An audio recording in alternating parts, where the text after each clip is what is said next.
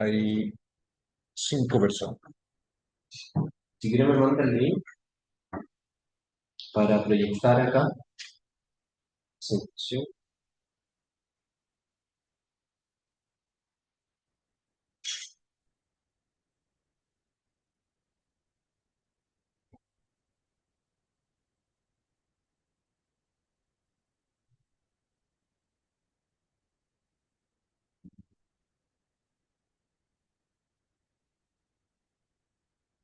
Dame tu correo.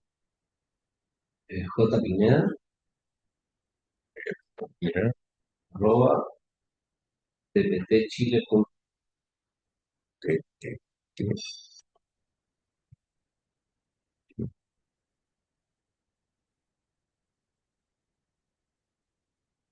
Ahora, está bien así. No, no.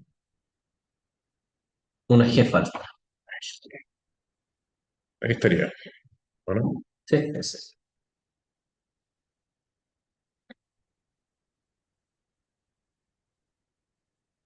estaría. Ajá, bueno. No te quedas así. Ahí te lo envío y debería llegarte de Christopher Olay.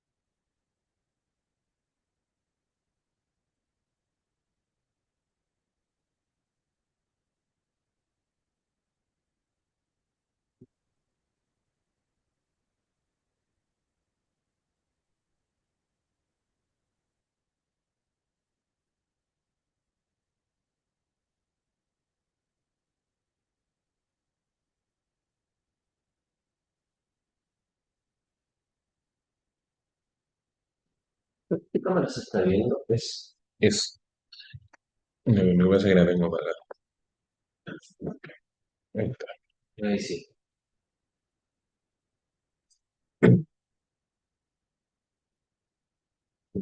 Vale, que no.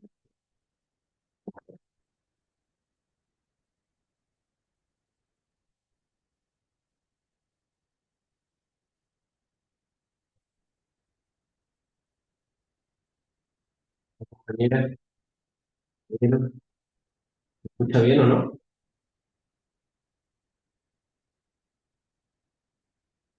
¿Sí? ¿Se escucha? Ahí encendí la cámara.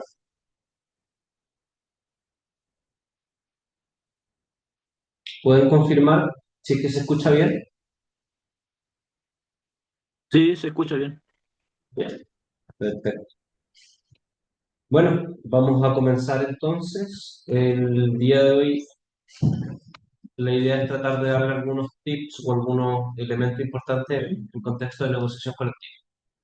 Así que eso vamos a tratar de conversar. Voy a pasar obviamente por la estructura de una negociación colectiva, que son elementos que ya debiesen estar familiarizados, pero voy a tratar de ponerle énfasis a cuáles son los problemas que ocurren a partir de las distintas etapas. Así que algunos elementos generales, cuando hablamos de negociación colectiva, en términos generales estamos hablando de la libertad sindical. Ese es el término que ocupan los tratados internacionales sobre la materia. Ahí específicamente está protegido por el convenio 87-98 de la OIT. ¿Cuál es la lógica de la libertad sindical? Es que se entiende como un triángulo equilátero, donde todos los lados son igualmente importante, porque ocupamos la figura del triángulo, y la tríada en el derecho laboral está constituida por el derecho a organizarse, que es el derecho a la sindicalización o sindicación. Yo en la vida civil puedo constituir distintos tipos de organizaciones. Puedo constituir clubes deportivos, puedo asociarme en un partido político, en una junta de vecinos, cualquier otra organización funcional, incluso a nivel municipal. Pero el sindicato tiene una característica importante, que no es la única, pero sí es que está radicado en el lugar de trabajo. Eso es lo que la hace distinta a otro tipo de organización. Y por eso es que va asociada estrictamente, no únicamente, pero sí fuertemente a los otros dos elementos que constituyen la libertad sindical, que es el derecho a negociar colectivamente y el derecho de... y esto es importante porque la organización sindical se constituye en parte para mejorar las condiciones laborales de sus trabajadores, parte de la esencia de por qué se organizan los trabajadores. Bien. Y eso tiene como correlato la obligación por parte del empleador de negociar, que no es completa, pero que sí es reconocida en nuestro derecho, tanto en el derecho internacional como en el derecho nacional. Está el derecho a negociar colectivamente. Y el objetivo de la negociación colectiva es mejorar las condiciones laborales. Eso puede ser a través de prestaciones o condiciones laborales en general. Pero también se reconoce que para poder negociar colectivamente en una relación que se caracteriza por ser desigual, es decir, el trabajador no tiene los mismos derechos que el empleador, por una cuestión estructural del sistema, donde quien tiene el poder de control y dirección es el empleador y quien tiene solo su fuerza de trabajo es el trabajador. En esa relación asimétrica, la forma de parar la cancha o de igualar un poco las condiciones es a través del derecho de huelga. Y por eso el derecho de huelga también es un pilar fundamental de la triada de la libertad sindical. Por tanto, acá es importante que ustedes como dirigentes comprendan que el derecho a la huelga es precisamente un derecho, que hay algunos que criminalizan la huelga, sobre todo por parte del empleado, lo plantean como una deslealtad, como un ataque, como una ofensa, cuando en realidad la huelga es el ejercicio de la libertad sindical. O sea, para ejercer la libertad sindical necesariamente yo tengo que tener a disposición la posibilidad de ejercer el derecho a huelga, aun cuando no lo llegue a ejercer. De hecho, la mayoría de las negociaciones no terminan con huelga porque no es necesario, entendiendo de que la mera amenaza de un efectivo derecho a huelga puede disuadir o desincentivar más al empleador en un ejercicio de la misma. Por lo general, cuando el empleador está dispuesto a que el sindicato se vaya en huelga, es porque sabe que efectivamente no va a producir tanto daño, o es algo que puede tolerar. Entonces, el derecho a huelga es un pilar fundamental. Ahí eh, hay que entender un poco en la historia también de que la huelga históricamente estaba prohibida. A partir del siglo XX, recién se comienza a consagrar como un derecho, y antes lo que ocupaban los trabajadores en base a la prohibición del ejercicio de del derecho a huelga eran las acciones de sabotaje. Entonces, como no podían paralizar, ni podían estar visiblemente paralizando, porque corrían muchos riesgos, incluso la vida, ahora estamos conmemorando 100 años de varias matanzas obreras. Entonces no era superficial, es decir, que estaba comprometida la vida en el ejercicio del derecho de huelga. Lo que hacían era sabotear las industrias, principalmente. Entonces, por ejemplo, no sé, en Alemania las empresas ferroviarias se caracterizaban porque en el contexto de huelga daban vuelta a los trenes, o descarrilaban, alteraban las líneas férreas, y eran cuestiones de mayor magnitud. Entonces, al final lo que fue comprendiendo el derecho es que comprendió la huelga y el lockout. Lockout es cuando el empleador cierra el local, que un derecho que tiene el empleador es cerrar los locales cuando el sindicato está en huelga y ve que no puede hacerlo funcionar completamente, es que son medidas de fuerza, es decir, es reconocimiento del ejercicio de la violencia dentro del paraguas legal. Porque no trabajar y paralizar una industria es violento en cierto sentido, pero es una acción tolerada por parte del derecho, porque el no tolerarlo implicaba acciones más indeseables que la propia huelga. como les decía, eran las opciones de sabor. Y acá los propios tribunales fueron comprendiendo a partir de esta libertad sindical de que hay una sentencia del Tribunal Constitucional Alemán que es bien paradigmática en ese sentido, es bien clara, donde dice que en una negociación colectiva sin derecho a huelga es un mendigaje colectivo. Si yo no tengo con qué amenazar a mi empleador, no tiene ningún incentivo a celebrar una huelga. Y las relaciones laborales quedan ajenas, más allá de la buena intención o mala intención que tenga el jefe, quedan fuera de la dimensión de la relación personal de carácter objetivo. Entonces, ese es el paraguas fundamental de cómo hay que comprender la libertad cívica. O sea, son derechos plenos a organizarse, a negociar colectivamente y a paralizar. ¿Cuál es el problema que tenemos en Chile? Es que nuestra estructura del derecho laboral colectivo principalmente fue construido durante la dictadura, tanto a nivel constitucional, con la Constitución del 80, que establece, por ejemplo, prohibiciones de negociación al sector público, no regula la huelga de forma expresa, se la prohíbe a los trabajadores del sector público y a los trabajadores del sector público también les prohíbe la negociación colectiva. Y por otro lado tenemos el plan laboral, que es del hermano de Piñera, José Piñera, que estableció una serie de restricciones. Y la metáfora que ocupaba José Piñera cuando dice cuál fue la idea que estuvo detrás de eso, es comprender de que la lucha de clases no se podía desarrollar entre trabajadores y empleadores, sino que tenía que darse entre empresas.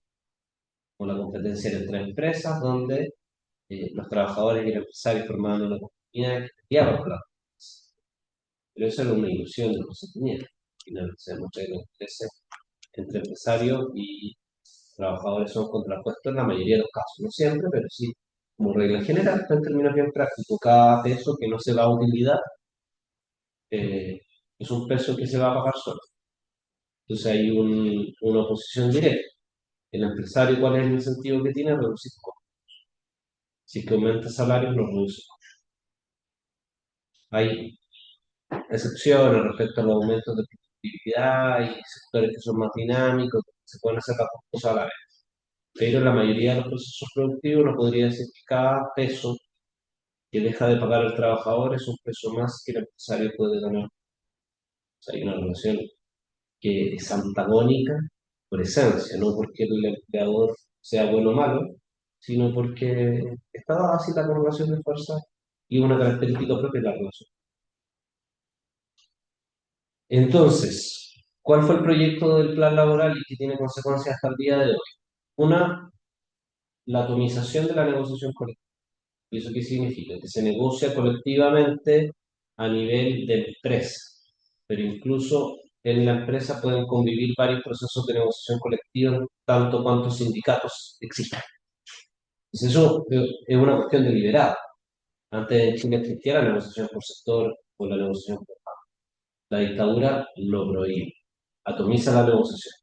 Por eso una de las luchas angulares ahora es recuperar la negociación colectiva, pero la única que te permite trascender de la organización meramente de establecimiento empresarial y permite a todos los trabajadores de un sector productivo garantizarle condiciones justas, entendiendo que los sectores productivos también son dinámicos y distintos. No es lo mismo trabajar en la minería que trabajar en el retail. No es lo mismo trabajar en un puerto que trabajar como temporero. Entonces, son condiciones distintas que requieren tratamientos distintos, diferenciados, y incluso pueden ser hasta salarios distintos por las características del sector.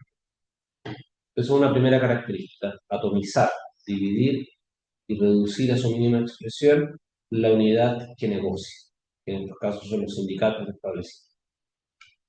Un segundo pilar era el paralelismo sindical, es decir, que además que te obligo a negociar solo la empresa y pido negociar a nivel general, te constituyo varios sindicatos.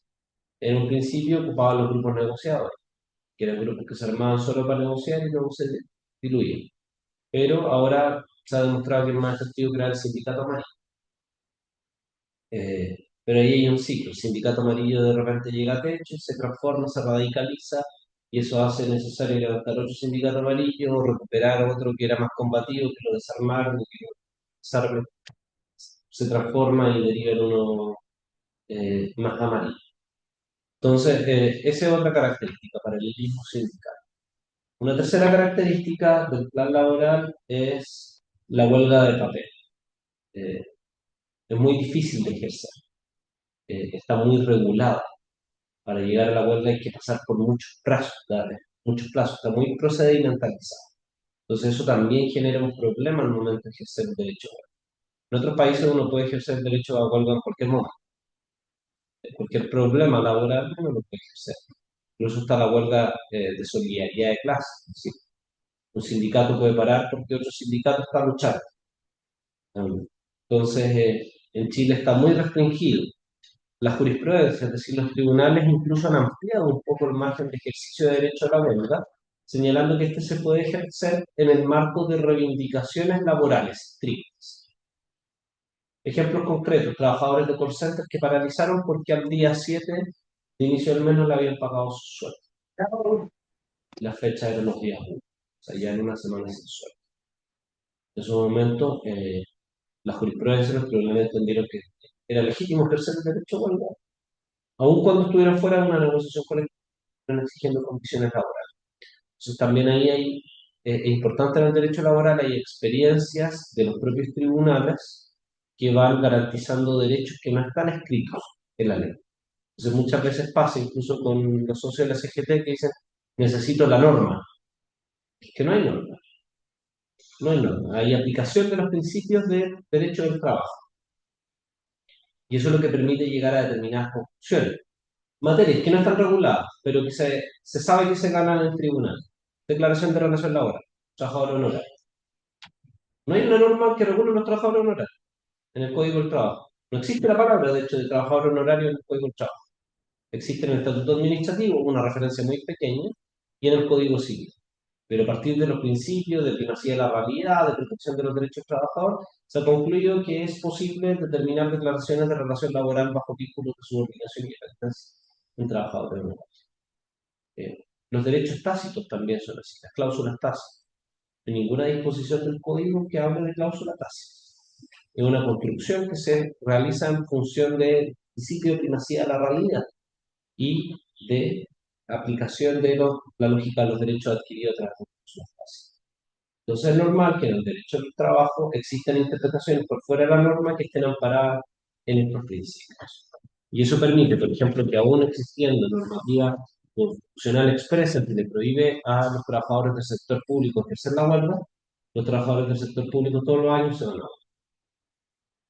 ¿Por qué? Porque trascienden la norma, en virtud de los propios principios y de nuevo del convenio 87 y 98 de la OIT. Entonces, por eso no es menor cuando uno dice acá hay derechos consagrados internacionalmente porque tiene una consecuencia práctica que se puede invocar incluso en tribunales. Una consulta, Sí. o para invocar una huelga no en negociación, tendríamos que ir a la inspección del trabajo. No, se ejerce. Se ejerce de uno. Se ejerce, solo que el empresario va a decir abandono intempestivo de funciones. Todos se van a despedir por el 160 número 4. Y ustedes van a tener que ir a tribunales. Los dirigentes sindicales tienen fuero, por tanto el empresario va a tener que llevarlo a juicio para desaforarlos por esa medida. Ahora, ¿qué ocurre? Si es que todos la ejercen y la ejerce el sindicato, no despiden a todos. O sea, la práctica demuestra eso. ¿A quién intentan despedir? A los dirigentes, que convocan a la organización. Pero para eso es el fuero. Sí. Entonces, ahí lo clave es ejercerlo con la mayor cantidad de trabajadores posible, para evitar esa represalia. Pero claro, ahí lamentablemente opera ex post, es decir, lo despiden y luego uno va a defender al trabajador en contra de él. Y la última materia, que es la cuarta pata, es la prohibición de la democracia económica. Es decir, hay materias que no se pueden negociar aun cuando el empresario estuviese de acuerdo. Por ejemplo, labores de control y dirección.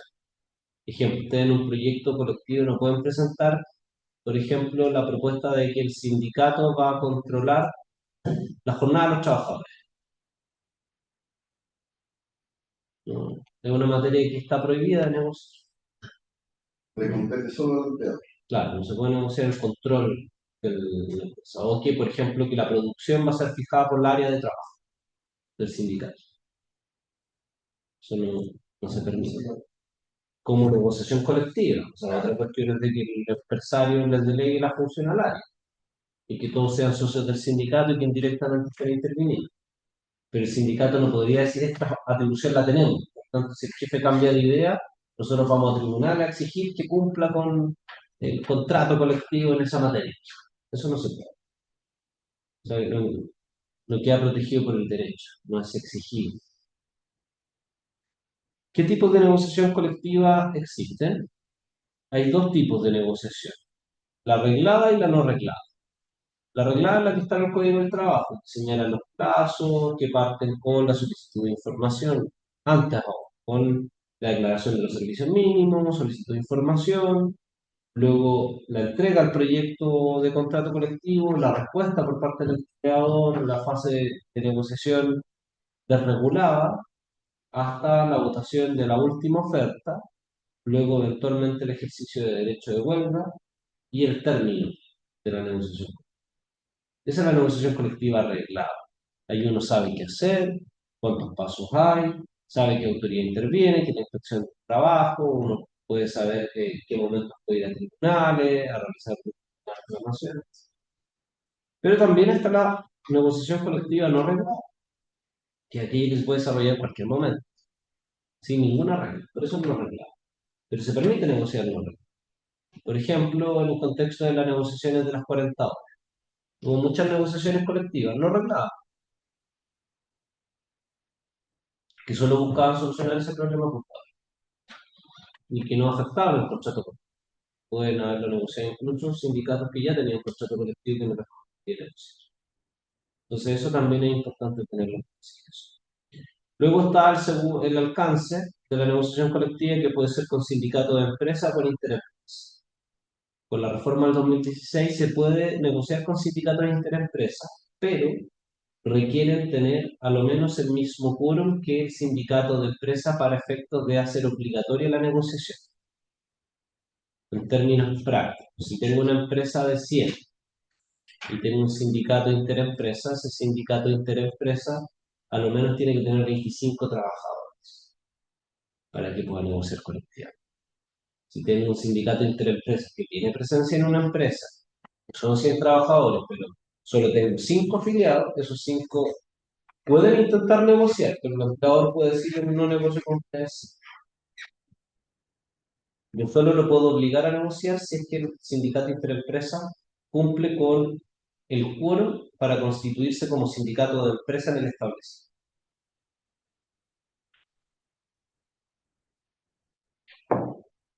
Entonces, cuando ya entramos de lleno en la negociación colectiva arreglada, les decía, la negociación colectiva no arreglada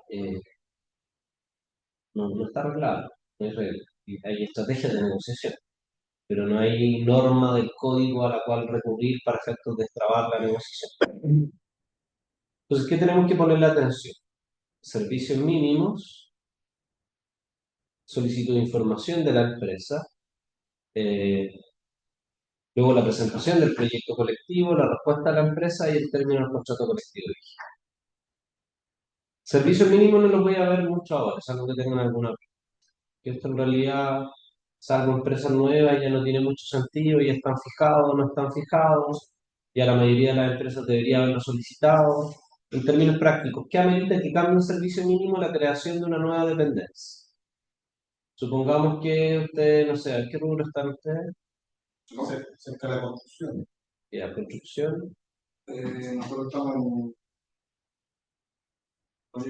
Logística. ya, logística, Yo creo que el es más complicado si llegáramos a ese punto, porque somos una empresa de gastronomía ya. y tenemos 70 oficinas o 70 locales o 70 casinos. Ya. ¿Nos podrían pedir servicios mínimos si en cada casino hay máximo 2? Solo podrían pedir servicios mínimos respecto a nuevos locales que ingresen. O sea, si ustedes ya no les pidieron por los 70 locales, no pueden pedir por esos 70 locales. Pero si abrieran otro, podrían intentarlo. Pero ya está el precedente que ustedes los otros 70 no tienen servicios mínimos. Eso no habría razón para tener. Supongamos, complejicemos un poco más Mercado Libre. Ya, supongamos que Mercado Libre decide tener su propio data center. Van a ser los de datos. Ya, Ahí podrían pedirlo, ¿no? claro, pero supongamos que iban a tener un data center, que ya no lo tienen ahora. Entonces ahí pueden decir, mira, esto requiere mayores medidas de seguridad, o mayores medidas de utilidad, porque requiere funcionar 24/7 y los sistemas de refrigeración requieren mantenerse, etc. Pero tendría que ser muy justificado para que se acceda a un servicio mínimo. De lo contrario, la respuesta es oponerse, siempre oponerse. Por último, que lo resuelva la ley. Que los servicios mínimos están pensados para ser excepcionales, son en determinadas circunstancias. Como por ejemplo, metieron mucho la cuchufleta a los empresarios con los servicios de seguridad. Dicen, como no, es que necesito mantener los guardias. Dicen, no, si la seguridad es una tarea de la fuerza pública. Como si es que no están los guardias no significa que les van a robar. Significa que podrían robarles más, pero no es que vayan a robar ni que la empresa no quede sin custodia. Entonces, nosotros no damos mi recomendación es no dar ni regalar ningún servicio, al menos en los sectores que están ustedes. O sea, en cuáles se justifica. Planta de desecho,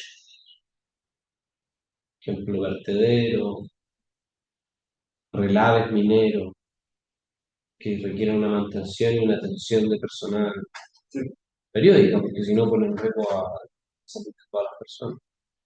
Pero fuera de eso, ejemplo, las clínicas privadas, están los hospitales públicos. Entonces, aun cuando se salven vida y traten urgencias, no es necesario que exista una clínica privada funcionando siempre. Entonces, ahí el criterio de ustedes debe ser lo más restrictivo posible. El otro día me preguntaban, por ejemplo, empresas que hacían los toys plásticos, o para envolver distintos productos. ¿Qué rango de pedir los mínimos? Ninguno. Ninguno, ¿cierto? Ninguno, salvo que hay una máquina, en un envase hay máquinas que funcionan 24/7 y que pararlas sale muy caro. Ah, por eso puede ser una. Yo diría que ahí les conviene negociarlo, sí. Yo les diría que ni con eso aceptaría, porque el problema del empresario es ver que si se va a huelga la unidad va a parar la máquina. Claro, para abordar lo que dice el compañero allá, por ejemplo, está la empresa Coexpan, la que también prestamos servicio, el proceso continuo, donde hacen el vaso, el envase de helado, el cortatorta y todo ese tipo de cosas. Eh, Según los propios trabajadores, es más caro parar que echar a andar nuevamente. Sí. Pero ahí es un tema de precio, ¿no? Entonces el empresario debería saber que no le conviene que los trabajadores se vayan a huelga. Pero no amerita el servicio mínimo. Aunque sea verdad que sale más caro echar la mano. Pero precisamente la amenaza huelga es eso, Claro, de que el empresario pierda producción, le salga más caro. Entonces, ahí como no hay que confundirse en el interés del empresario versus el interés del trabajador. O sea, el interés del trabajador es poder garantizar la huelga en los sectores más claves del proceso productivo. Cuestión de que la huelga golpee la producción completa y cumpla el objetivo, que es eso, es amenazar al empresario con que no va a funcionar la empresa si es que los trabajadores se van a huelga. Luego, ¿qué tenemos? Derecho a la información. Eh, Hay derecho a la información que es de carácter periódico, las grandes empresas. Tienen derecho a pedir los balances, los estados financieros. Ahora, ¿qué más tienen derecho a pedir? La planilla de remuneraciones. ¿Cuándo van a poder pedirlas? Cuando esto es un consejo, que los estatutos del sindicato permitan eso. Ustedes ya deberían tenerlo modificado, pero sí, porque si no van a tener que solicitar la autorización de cada socio en particular. Entonces, mejor una reforma de estatutos que lo autorice expresamente, para no tener que reunir las firmas de cada trabajador para solicitar esa información. ¿Qué más pueden pedir? El valor actualizado de los beneficios del contrato colectivo vigente. O sea, uno a veces negocia con un valor y después de 2 años, 3 años, por la inflación, con los ajustes del IPC a veces es necesario recalcular. Está cada vez. Eh, y otra que yo diría que la más relevante, porque las otras son lo que le mencionaba, el estado financiero, el estado de balance. El estado financiero es un documento que permite ver una proyección de activos y pasivos, eh, sí, con cierta proyección. Y por otro lado está el balance, que es simplemente una fotografía del momento de la empresa según el momento en que entrega la información. ¿Qué es lo más interesante? Es el flujo de caja, que es lo que se denomina ahí, información que incide en la política de inversión futura. Por ejemplo, que van a construir una nueva sucursal y que eso implica efectivamente de que van a tener pérdidas 2 años, que la inversión que hicieron ahora. Entonces ahí también es importante conocer eso porque es una forma tramposa de esconder plata. No es esconderla, pero o sea, el empresario decide hacer crecer el negocio en lugar de hacer crecer las remuneraciones, ya es una decisión. No es una imposibilidad de mejorar, como está obligado a seguir creciendo. Es una decisión comercial que también tiene que ponderarse con los intereses que van a tener los propios trabajadores. Están las bases de la negociación y el proyecto. Acá depende mucho de si ustedes ya han presentado proyectos previos o no. Cuando han presentado proyectos previos es muy difícil pegarse un salto en términos de cláusula. Y lo que más bien se hace es mejorar las condiciones de las cláusulas existentes. Ahora se pueden generar nuevas cláusulas, no hay ningún límite a aquello. ¿Cómo funciona esto? Se presenta al empleador, que lo tiene que firmar, y se deposita la inspección del trabajo en un plazo de 5 días. Ese mismo plazo es para que se sumen nuevos adherentes al proceso de negociación colectiva. Eh, Luego, quienes representan al sindicato, una comisión negociadora, por lo general son los 3 dirigentes sindicales más 3 asesores. Sindicatos más grandes, ahí ya empiezan a decidir quién participa en la negociación y quién. En mesa hay derecho a tener hasta 6 personas, o sea, 3 dirigentes más 3 asesores. Ahora, puede haber más en la medida que estén de acuerdo las partes, que no hay ningún inconveniente.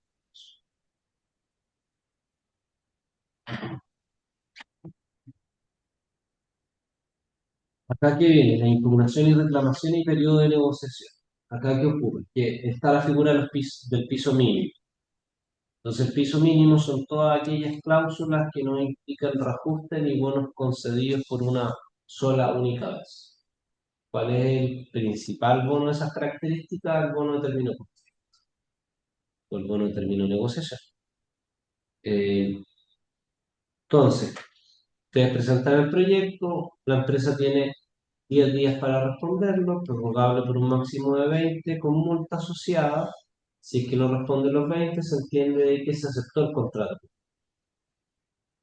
Y si es que se responde, ustedes al momento de conocer esa respuesta, eh, tienen la posibilidad de impugnar. ¿Por qué razón podrían impugnarla? Porque no se cumple con el piso mínimo. Esa es la principal razón. ¿Cómo funciona la impugnación? Ustedes presentan un escrito ante la inspección del trabajo. La inspección del trabajo llama una audiencia de conciliación. Si es que no se produce la conciliación, lo que hace es fallar. Y esa resolución puede ser impugnada por el sindicato o por la empresa, la parte que pierde, ante los tribunales laborales en un juicio mínimo. Entonces, supongamos que cuál es el principal motivo de impugnación: exclusión de socios y no cumplimiento del piso mínimo. Son las 2 materias que más se impugnan. Acá se señalan algunos plazos, por ejemplo, presentar la impugnación, que la audiencia es dentro de 5 días, luego que la resolución es dentro de 5 días y que luego el recurso de reposición es dentro de 3 días. Por lo general no se cumple el plazo de la resolución ni el del recurso de reposición, solo se cumple el de la audiencia. Ya. Luego es una fase que a veces es la más complicada porque está desregulada, entonces los trabajadores no saben qué hacer, cuántas reuniones ir, cómo es el tono de la conversación, pero ahí ya opera la estrategia de negociación, que va a depender mucho de quién es el empleador, de las negociaciones previas, de las características que tenga la propia organización sindical. Eh, ¿Qué ocurre luego de que pasa el plazo de esta negociación colectiva no reglada, sino que va a depender de las partes si se quieren juntar o no? A veces se juntan varias veces, otras veces no se juntan nada. Es que hay que votar la última oferta del empleador dentro de los últimos 5 días antes del término del contrato colectivo vigente. Esa es la votación donde la última oferta no es lo que discutieron informalmente, es un tip concreto, sino que es lo que haya presentado el empleador con copia de la inspección del trabajo. Eso va a ser importante, porque ¿qué ha ocurrido? Y que esto es un fallo que han tenido negociación. Están sentados en la mesa negociando con la empresa les presenta un documento que les dice ya esta es mi última oferta, pero que no tiene la validez de última oferta en los términos que plantea el código, sino que más bien es una última oferta en contexto coloquial desformalizado. Entonces ha pasado que sindicatos confiándose en esa última oferta terminan firmando la oferta inicial, que en la mayoría de los casos es todo un no.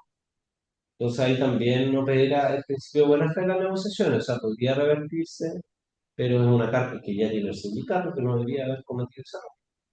Entonces eso es importante porque a veces las asambleas sindicales no se entienden por parte de los socios. Entonces uno le dice, lo que dijo el empleador no es la última oferta, pero ¿cómo no es la última oferta si ustedes nos dijeron en la asamblea que estaban ya con estos puntos de acuerdo? Entonces ahí hay que advertirla al principio de cómo va a funcionar la mesa antes de la votación de la última oferta y cuál es la última. Hacer esa distinción. A mí me ha tocado verlo en varias asambleas donde cuesta que los trabajadores entiendan. ¿Por qué no es la última oferta? ¿Por qué? La respuesta es porque la última oferta es un concepto legal que tiene que tener cierta solemnidad. Esto es como comprar una casa. Yo no adquiero una casa si es que mi taita o mi mamá me promete la casa. Y uno puede decir, tengo la palabra, vivo en la casa, pero no la adquiero. Para adquirir la casa tiene que haber una escritura pública y tiene que haber una inscripción al conservador de bienes raíces. Pues la última oferta es lo mismo. La última oferta tiene que ser depositada a la inspección del trabajo. Si es depositada por el empleador a la inspección del trabajo y notificada también al sindicato, se transforma en un... Y ustedes pueden decir, sí, ahora sí tenemos una oferta real. Y eso también es una negociación, en los motivos. O sea, de decirle a ustedes cuando ven que no hay mucho ánimo de huelga. Si hay ánimo de huelga no es problema, eso es funcional, es correcto. Pero si están viendo que los socios no van a votar la huelga, tienen que negociar bien la última oferta, si no terminan aceptando cualquier cosa. Ya, eso se tiene que pedir un ministro de fe, requieren un quórum de mayoría absoluta, no se cuentan los que están con licencia médica ni los que están con feriado legal. Se hace efectiva el quinto día hábil, pero ahí tenemos que recordar de que están los plazos de mediación obligatoria y que pueden cambiar estos plazos, entonces nunca están estructurados, porque ahí hay un margen de mediación obligatoria, o sea, hay un margen de días que va a depender de la estrategia para pedir la mediación obligatoria. Uno podría pedirla inmediatamente, porque va a depender mucho de qué fecha uno quiere negociar y ejercer la huelga. Entonces a veces va a convenir acelerarla y otras veces va a convenir esperar hasta el final. Entonces ahí depende mucho, hay que manejar bien esos tiempos. Ahora el empleador también puede pedir la mediación obligatoria y arruinar esa estrategia. Entonces ahí es sensible cómo se manejan esos plazos, que también se pueden prorrogar, pero solo de común acuerdo. Entonces, si es que no se llega a acuerdo, porque ¿qué es lo que ocurre al final? Yo diría que la mayoría de las negociaciones se cierran después de votada la huelga y antes de ejercida la huelga. Entonces esos días son claves de si es que está muy comprimida la negociación, o sea, muy tensa y no están llegando a acuerdo, de ocupar al mediador de la inspección del trabajo como alguien que podría abrir a veces la negociación. Cuando están en mejores términos y le conviene la negociación al sindicato porque ha ido ganando, no conviene mucho la mediación del inspector del trabajo. pero los inspectores del trabajo les pagan por llegar a acuerdos. Entonces ellos de verdad incentivan el acuerdo, pero incentivar el acuerdo no siempre le ayuda al sindicato, sobre todo cuando tiene más fuerza. Pero cuando tiene más fuerza, el, ¿qué le va a decir el inspector del trabajo? Ya, pues si le están dando. Oiga, aquí han venido 100 sindicatos, ninguno ha ganado tanto como ustedes. Entonces mejor acuerdo, porque después la huelga los va a descontar, les van a descontar el salario, entonces va a ser un actor que no va a jugar a favor.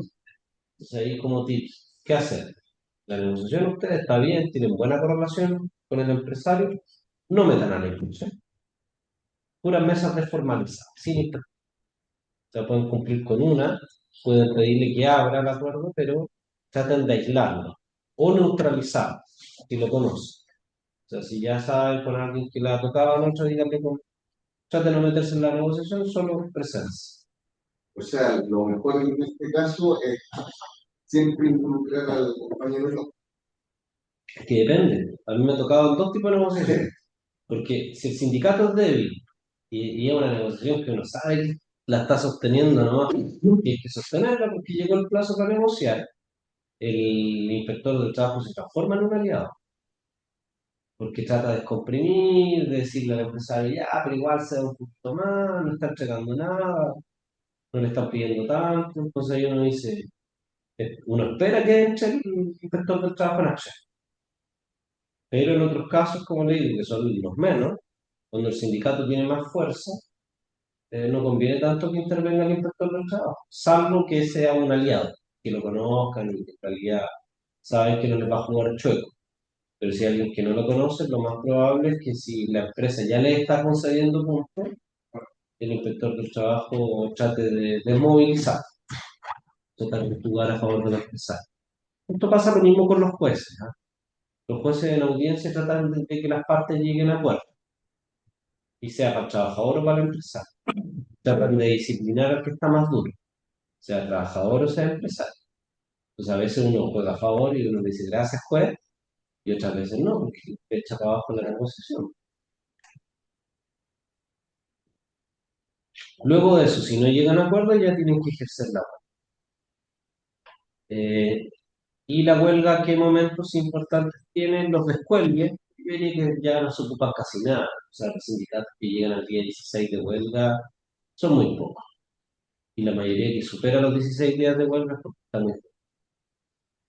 O sea, no conozco muchas experiencias sindicales, salvo la escondida, donde los sindicatos digan nosotros vamos a estar un mes en huelga para ganar.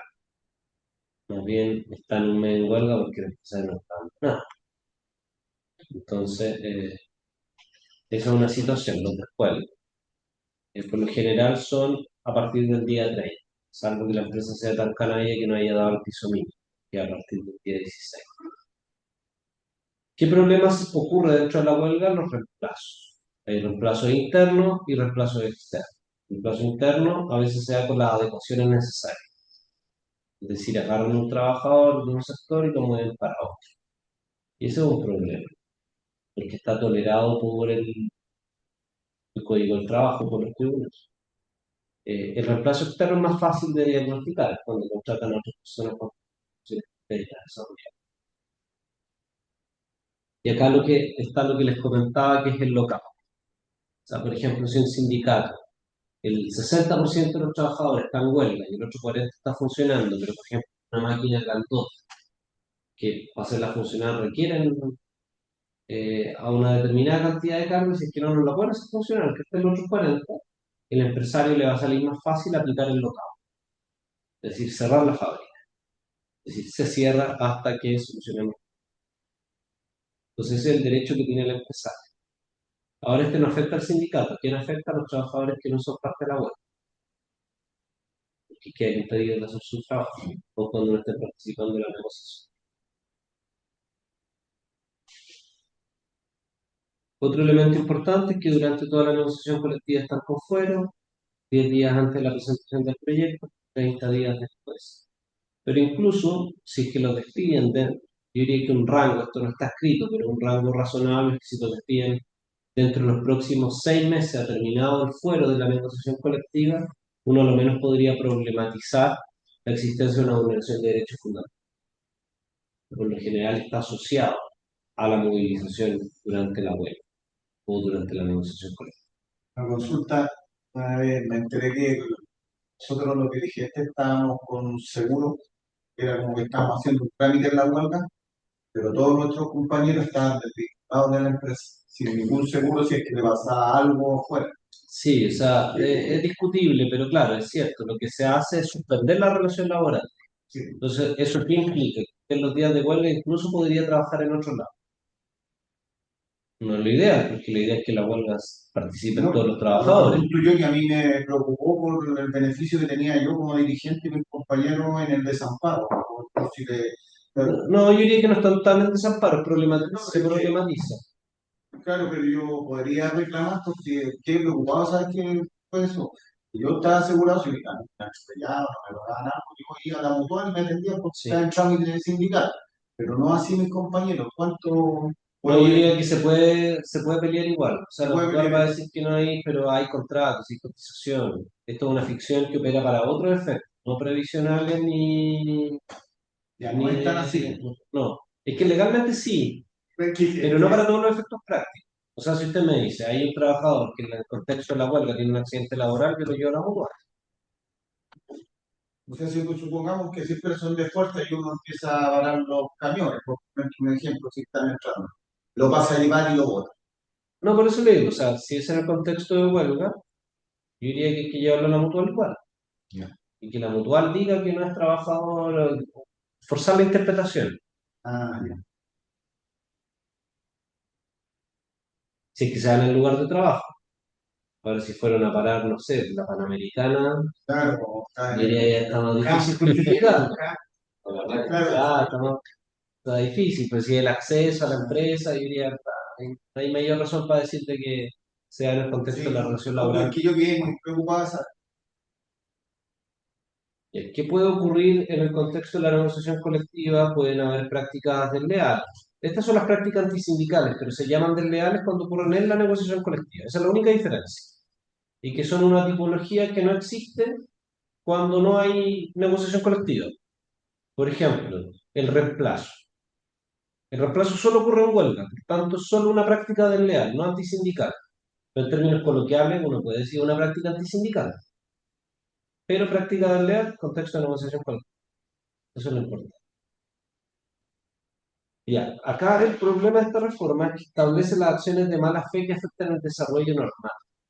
Entonces, por ejemplo, lo que estábamos hablando, prohibir el acceso a los camiones, que se pongan ahí con globo, incluso, que no sea una acción violenta. O sea, todos con globo, un lienzo, puede ser considerada una práctica desleal de los trabajadores al empleador, demandado por el empleador, o sea, los trabajadores. Han existido casos así. Entonces, eso es un problema. Eh, pero aquellas que operen a favor del trabajador, negarse a recibir la comisión negociada, no entregar información o entregar información falsa, reemplazar a los trabajadores en huelga, cambio de establecimiento de trabajadores que no participan en la huelga para cumplir a los trabajadores en huelga, ofrecer, otorgar o convenir individualmente aumentos de remuneración o beneficios a los trabajadores sindicalizados durante el periodo en el que se desarrolla la negociación colectiva de su sindicato. Acá es importante que los trabajadores que están en el sindicato están obligados a acatar las decisiones del sindicato. Entonces eso es importante. Por ejemplo, si alguien está en contra de la huelga y siempre ha estado y votó en contra, en la medida que pertenece al sindicato, no puede trabajar, más allá de que quiera hacerlo. Entonces eso es un elemento importante. Y que el empleador, supongamos que el trabajador es porfiado y dice, yo igual voy a ir a trabajar. Si el empleador lo deja trabajar porque él sabe quiénes son parte de la nómina de la negociación colectiva, es una práctica desleal. Aunque el empleador diga, pero es que Juanito quería trabajar igual. No puede dejarlo trabajar. Es práctica desleal. Por tanto, ahí no solamente es responsabilidad del trabajador sindicalizado esquirol, rompehuelga, sino que también siempre es del empresario. ¿Qué otra práctica está prohibida? El ejercicio de la fuerza durante la negociación colectiva.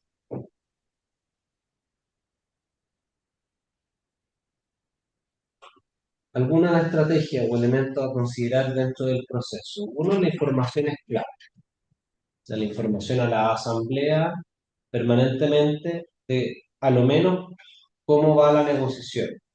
Hay algunas materias que yo diría por estrategia conviene reservarlas y no soltarlas inmediatamente, sobre todo cuando hay algunas figuras en empresas más complejas donde el gerente de establecimiento es el que está negociando, pero depende de que lo dice el de arriba y donde alertar y poner en evidencia, por ejemplo, el gerente de establecimiento puede costarle la pega al gerente de establecimiento que no está tan malo como negociador. Entonces uno no puede decir, por ejemplo, en un contexto que el gerente de establecimiento va a llegar a acuerdo con nosotros, nos prometió a eso, pero tiene que engrupirse al gerente general que no está acá para que le dé la pasada. Eso puede ser contraproducente. Entonces ahí a veces es mejor esperar la información para la otra asamblea cuando no pongan recursos de acuerdo. Pero por regla general hay que mantener la información clara. Esto es solo una excepción, no es la regla general. La general debe ser transmitir cómo va avanzando el proceso, con qué puntos se está de acuerdo o no. Y eso implica también la habilidad de quienes estén negociando de que las modificaciones vayan directamente al proyecto de contrato colectivo y que tengan en consideración cuáles son los cambios que están haciendo y cuál es el problema que a veces se genera, que no se anota y la medida que no se anota no queda registro y luego se desconocen los acuerdos que se estaban llegando. Entonces es importante ir escribiendo, escribiendo las cláusulas en las que hay acuerdo, porque ahí también se producen problemas a último momento con las redacciones, eh, donde meten elementos que no estaban contemplados, o hubo algunos elementos donde se concentraron en el monto y no en la forma de pago del bono. Entonces, es importante que a la medida que vayan llegando a acuerdos vayan escribiendo, ¿no? Y puedan irlo ratificando también en la conversación, que ese escribir sea expresado a la comisión negociadora contraria para que pueda dar el acuerdo, y si efectivamente hay un acuerdo con él. Y eso les permite no dejar todo al final. Ya, ¿qué más? Contar con asesoría. Se nota mucho cuando hay asesoría y cuando no en una negociación colectiva, salvo que sean dirigentes sindicales con amplia trayectoria con esa empresa. Que a veces pasa, ¿Hay alguna forma de, por ejemplo, nosotros no tenían que cargar, nosotros casi todos estábamos afuera, yo un llalero, el jefe, pero uno tenía la cuestión del llalero y el llalero podía armar los paquetes nomás, no manualmente. Entonces ellos hacían las cosas y gerente se usa por la información que tenemos cuando tuvimos huelga, práctica del real. pero ¿cómo se puede buscar de otra forma que no sea buscar la impresión como para impresionar a ella? Porque No, no, nos demoramos 5 días en que llega la impresión, no es activo. No, pero eso lo pueden grabar. Es que está cerrado, son las cortinas, todo eso. Sí, Hay que tener difícil. un aliado adentro y todo eso. Los que se quedaron no son aliados. Sí, no, pero o sea, ahí hay que ser vivo, ¿no? De ver de qué forma pueden obtener esa información real. Lamentablemente la inspección siempre va a llegar tarde, pero también tener buenos Pero no vínculos. hay que uno fue a No, la inspección. la Tienen que tener inspección. buena relación con la inspección. O sea, yo diría que eso es tener buen vínculo con la inspección, avisar antes, tener reuniones, ustedes pueden tener una reunión de lobby con el director regional, sobre todo si saben que son empresas mañosas, que han tenido procesos de negociación colectivo complicados, donde han operado reemplazos anteriores. Claro. Pero claro, ahí lo importante es documentar, registrar, buscar mecanismos de prueba que les permitan acreditar la práctica desleal. Por lo general, las prácticas desleales se resuelven después de la negociación y después son sancionadas las empresas. Eh, y aquí otro elemento, bueno, actuar de buena fe, nosotros siempre planteamos actuar de buena fe, pero tampoco ser ingenuo respecto a la empresa. O sea, actuar de buena fe no implica ser confiado, implica ser transparente en la información que se entrega, pero tampoco pecar de ingenuidad de que el empresario va a actuar bien siempre. Y precisamente el otro consejo es no caer en las trampas vistas por la empresa. Ahí depende mucho de la dinámica de mesa de negociación.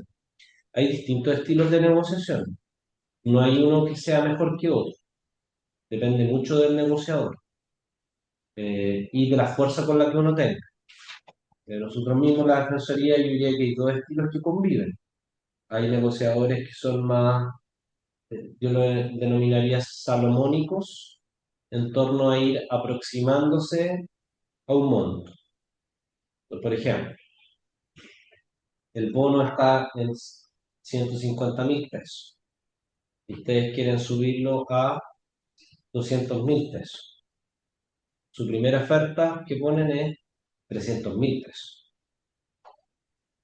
Entonces van de 300.000, bajan a 250.000, 230.000, 200.000, termina en 180.000. Esa es como la salomónica, que va uno aproximando, el empresario le va a decir, no, 150, 160. Y ustedes van a bajar de 300 a 250 de uno. Van a bajar a 220 de uno. Entonces dicen, uno perdió 80. Otra es más aproximada a lo que uno quiere. Yo soy de ese estilo de negociación. Entonces, yo negocio así por lo general. Si quiero 200, yo le digo 220. Cualquier se mueve a 160, 170, y yo no me muevo al 220. Dije 220. ¿Cómo hacer? 215. O sea, no estoy blufeando con la cifra. Cuestión de que le permito acercarme, pero dentro de un marco acotado. Como no tirar el tejo pasado, que sepa cuánto es. Y en algún momento transparentar el límite. O sea, ahí uno calibre le dice 200. Y 200 no me muevo. Y uno no se mueve. Porque si no ya pierde la credibilidad. Entonces, si le digo 200 mi última opción y después termino en 180, perdí la credibilidad como negociador. Entonces, son estilos. Ninguno funciona más ni funciona mejor. A mí me funciona más ese estilo. De aproximarme, demostrar racionalidad en la propuesta, justificarlo lo más técnico posible, pero no moverme casi nada.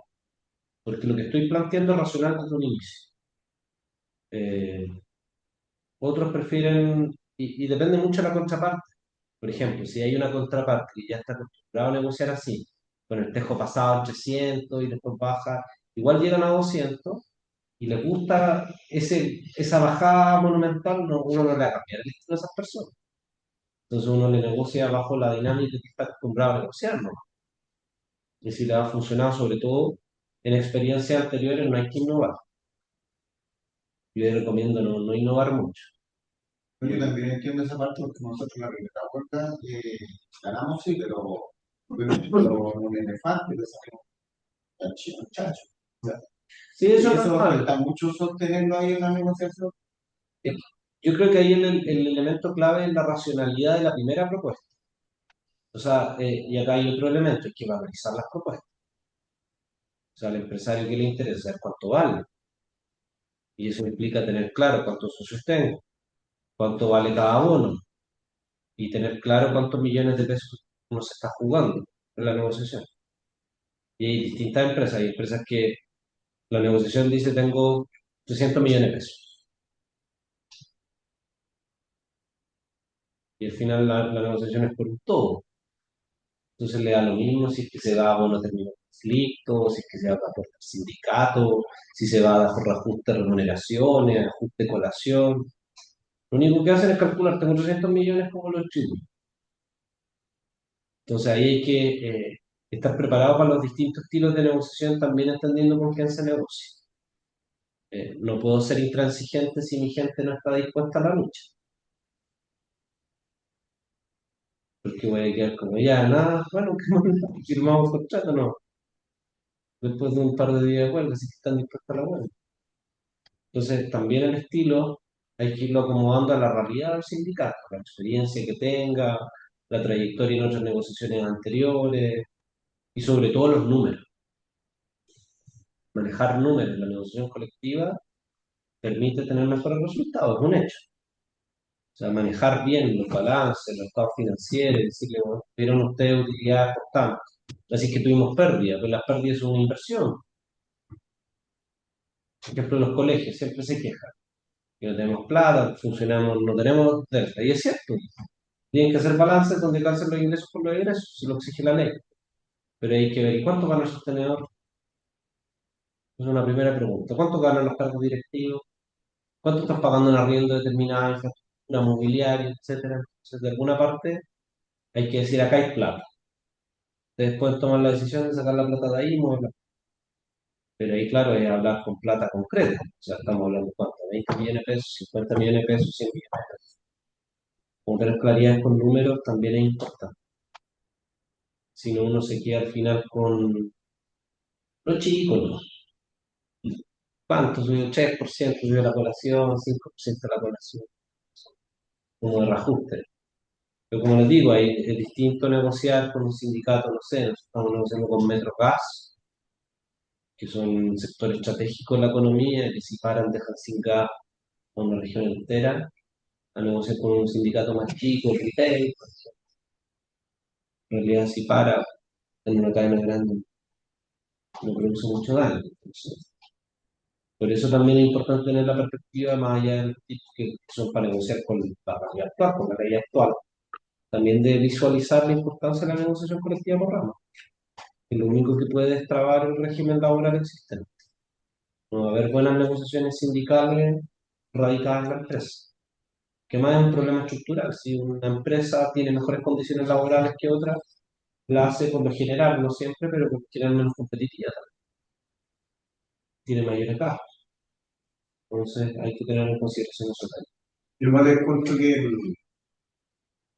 el 2017 se hace la ley de piso y eso como que no, porque antes se volvía a cero a ganar todo, entonces había como más disputas y había más posibilidades de huelga, más lucha, y eso fue es como el sueldo mínimo, que colocan el sueldo mínimo como ley, pero es techo o piso, y aquí siento que pasó algo parecido con la ley de piso, que nosotros, porque lo logramos en 2015, tenemos un piso más o menos decente, y cuesta avanzar más porque le cogí un poco más y ya tenemos el piso y nos quedamos ahí, porque estamos razonando, pero creo que la ley de piso yo la siento que es buena, pero a la vez nos impidió como, Sí, pero no, en la práctica funciona bien, porque uno destraba la paja molida en la negociación. Sabe que ya los derechos de jornada, de condiciones laborales no se juegan. claro, Pero claro, el que transforma al final la negociación en una pelea por los recursos. claro, Reajuste de los bonos, reajuste del sueldo base, bono término de conflicto. claro, y referente los ramal, yo fui a la CUI y se me puso multi, ¿cuál es la diferencia del no es igual? Multinivel es más amplio que los ramales, está bien. Está bien igual, Es un concepto, pero está bien dentro. sí, es un concepto más deseable, incluso que ramal. Ramal es más histórico. El que ramal histórico y No, pero es que el multinivel te permite, por ejemplo, negociar a nivel de holding. Entonces, por ejemplo, quizá las empresas que están contra Luxich no les conviene luchar necesariamente solo por la rama, sino que también negociar contra Ford, contra Luxich. Y, por ejemplo, ningún trabajador de la empresa de Luxich va a ganar menos de 700 lucas. no está bien el término. Sí, sí, está bien. A mí lo cuestioné un poco. No incluye los ramales. Incluye los ramales. Así que no hay problema al término. Ah, Pero claro, muy excepcional. O sea, la mayoría de la negociación va a ser por rama, por sector. La negociación de otros niveles, como el del holding, es muy particular para grandes conglomerados, pero que en términos de cantidad de trabajadores no está. claro, porque yo fui a otra charla que me decían con la negociación ramal, los trabajadores tocan un poco el poder. Y nosotros en este momento, siendo toda la masa laboral, no tenemos una parte donde tener poder. Claro, pero, por ejemplo, ¿qué función de la construcción? Es decir, por ejemplo, un maestro carpintero no va a ganar ninguna empresa menos de 800 lucas. Eso es lo que puede fijar una negociación colectiva. Que sepa que cada constructora que entra al país tiene que pagar 800 lucas a un maestro carpintero. Esa especificidad permite la rama.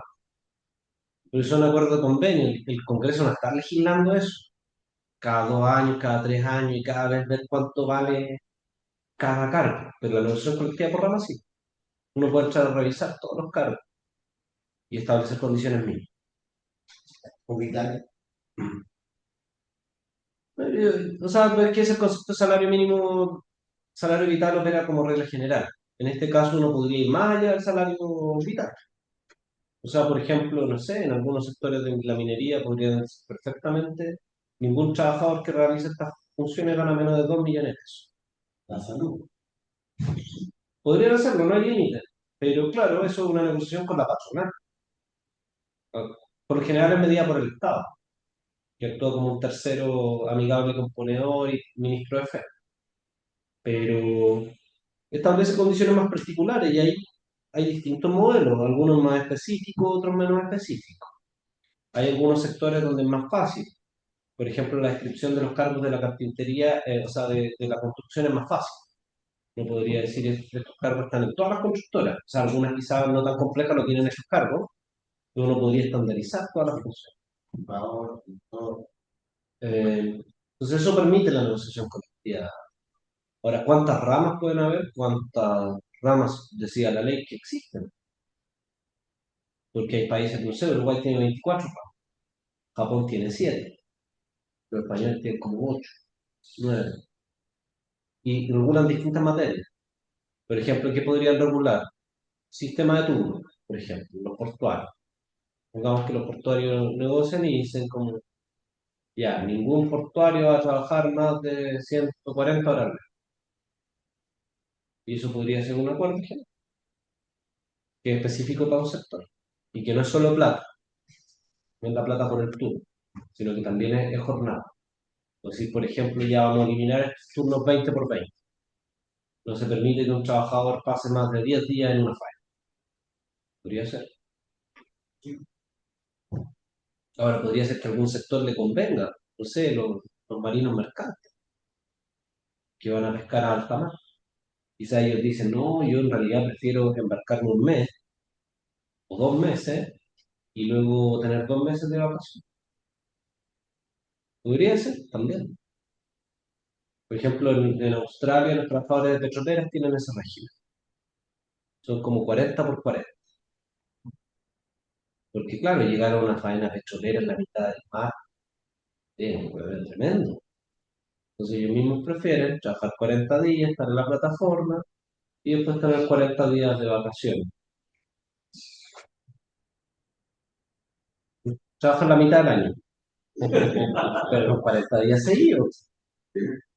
Mientras tanto, felices los chelos, ¿no? La plataforma petrolera, ¿no? Pero claro, entonces ahí uno puede ir viendo realidades de sectores productivos que para la regla general al legislador se te pasan, sí ese es el tema. El legislador no puede estar a cada rato viendo los vaivenes del mercado laboral y de estar fijando precios, condiciones, porque ¿qué estamos acostumbrados en Chile? Los estatutos. O sea, tenemos el Código del Trabajo, pero tenemos muchos estatutos. De hecho, si uno se mete ahí, ve la regulación de los trabajadores portuarios, de los trabajadores marinos mercantes, los trabajadores de arte, espectáculo y deportivo, los trabajadores subcontratados. Entonces uno al final empieza a ver, oye, ¿y a qué trabajadores les rigen las reglas generales cuando hablamos de jornada? ¿Y cuántos tienen sistemas excepcionales de jornada? Eh, Entonces, al final, es mucho más prudente que esas definiciones, en lugar de tener que hacer, no sé, el colegio profe, todos los años está con ley miscelánea. Sería mucho mejor que negocie directamente con el Ministerio de Educación y que vayan actualizando los acuerdos año a año, o cada 2 años, y así no entrampan al Congreso con tanta minucia legal que al final después queda igual queda con problemas, porque quedó mal redactada, porque no tuvo en consideración algunos factores, porque salió a destiempo, etc. Así que eso es, no sé si tienen dudas. Oye, Sí, la mañana tuvimos una sesión que pero más por el tema del piso ya. y la impugnación. Y nos pusimos un código y en el artículo 37, inciso tercero, dice: efectos de una respuesta sin el piso de la negociación. En el caso que la respuesta del empleador no contenga las en el piso de la habitación, aquellas se entenderán incorporadas a todos los legales. La consulta es, hay que impugnarlo, ¿no? Hay que impugnar. O sea, es que es lo que damos, entonces, porque si no, No hay que impugnar porque alguien tiene que determinar cuál es el piso. ese es el punto que Pero no. si no, el problema va a ser. Porque acá, bueno, le diría, bueno, ¿para qué? No sé qué si lo va a hacer. Pero No, que porque dice la que pregunta, no. claro, ¿quién va a definir qué cláusula está incorporada en la firma final del contrato? Va a haber un problema de interpretación que al final no va a estar determinado por la ley, sino que va a estar determinado por la voluntad de los negociadores. Justamente. Entonces, por ejemplo, si ustedes tienen la interpretación, ya la cláusula del bono es piso mínimo, y el empleador dice no es piso mínimo, y eso no está resuelto, va a ser una materia de negocio. Y ustedes van a tener, o sea, como estrategia es mala, porque van a tener que negociar, mantener algo. Claro, Más allá que tengan la razón, de que es piso mínimo. Pero si no lo declara el inspector, va a ser una materia de negociar. Y si es materia de negociar, condiciona el resultado final de la negociación. Y el empleador, para todos los efectos prácticos, les va a decir, yo cedí en esto. ya sé. Teníamos Acá hay una duda de Rodrigo Orellana. Hola, buenas noches. ¿Se escucha? Sí, se escucha. Ya. Mi consulta es una empresa que tiene varios sindicatos y todos los contratos colectivos, por ejemplo, eh, son mejores que el que tenemos nosotros. Tienen Ujú. mejores beneficios. Tienen casi los mismos ítems, pero mejores beneficios. Por ejemplo, bono de vacaciones tenemos 100 y ellos tienen 180. Nosotros podríamos hacer una petición para que esos contratos se equipararan o sea, el de nosotros se equiparara con los demás. ¿Habría ahí por ejemplo, estaba leyendo el artículo 289 con la letra E, eh, que dice que no se puede discriminar entre los sindicatos de la misma empresa? Entonces nosotros podríamos ver un derecho ahí de mejorar nuestro contrato colectivo con respecto a los demás. No, yo diría que es un buen argumento para ocuparlo en la negociación colectiva, pero no es una vía a resolver jurídicamente. O sea, el empleador les puede dar condiciones distintas a los sindicatos, ya sea porque un sindicato es más fuerte que el otro y logró mejores condiciones, o porque es un sindicato amarillo que el empleador lo trata mejor y lo intenta incentivar. Pero el mero hecho de tener condiciones distintas no constituye una práctica antisindical. Sí podría ser un indicio, si es que hay otros hechos. Entonces ahí yo les diría que tienen que ocuparlo como un argumento en la negociación colectiva, en la mesa, y decirle por qué el empleador no les quiere dar el bono de 180.000 pesos si es que ya se lo da al otro sindicato, como cuál es la racionalidad detrás de eso. Pero también a veces hay historiales de lucha, hay porque hay sindicatos más grandes que otros. No me ha tocado defender las mejores condiciones de un sindicato por sobre otro. El sindicato tiene mejores condiciones porque sabe negociar mejor, porque tiene más fuerza, pues son más mañosos. Entonces no es algo ilegal eh, en un primer momento. Ahora, si hay otros hechos y le está diciendo a los otros socios que se vayan al otro sindicato porque tiene mejores condiciones laborales, le están quitando socios bajo ese argumento, en realidad porque es un sindicato amarillo, claro, y podrían denunciar estos distintos elementos, que no es solo tener un valor distinto en el bono, sino que hay otros factores asociados. Eso.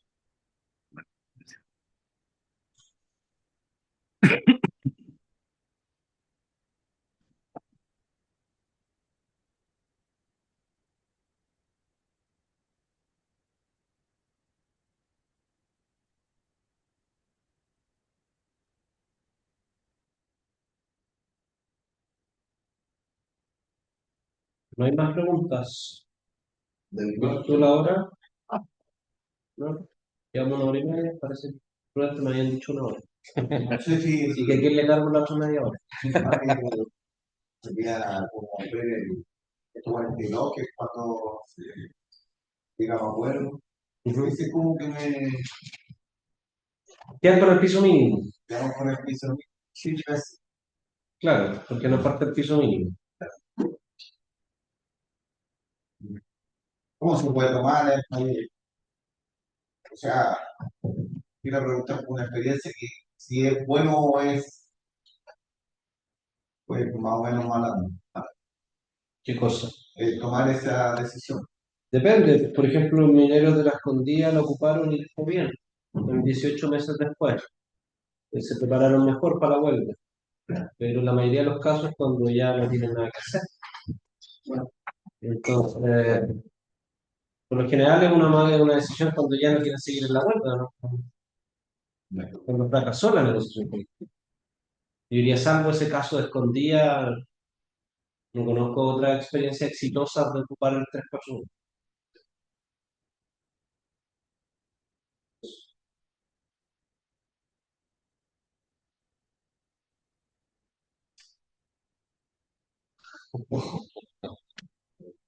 Ya pues compañeros, un gusto saludar a todos los que se conectaron ahí virtualmente también.